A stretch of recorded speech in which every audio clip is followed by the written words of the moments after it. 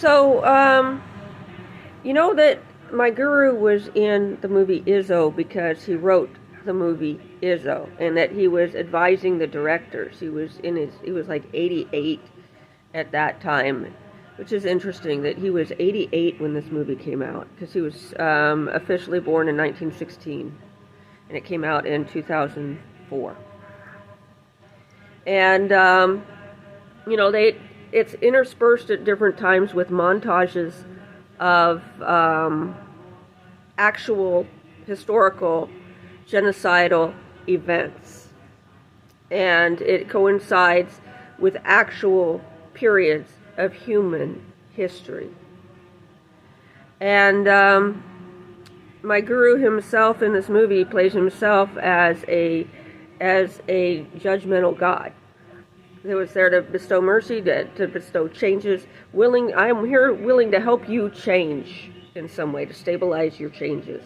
And so he did. He stabilized a change in him. Established a ground for him, even though he rejected. And because you cannot say no to men like him. And but a lot of people want to know what makes him different. What's the difference? I mean, they're always saying same. I watched a dressage event today in which it was basically an exhibition in which they brought a black man in riding a white horse to Snoop Dogg and 50 Cent. And at a certain point, he becomes non-competitive. He's riding well, but there's a couple of significant flaws. And I've seen people throw boxing fights before. I mean, I know what this is.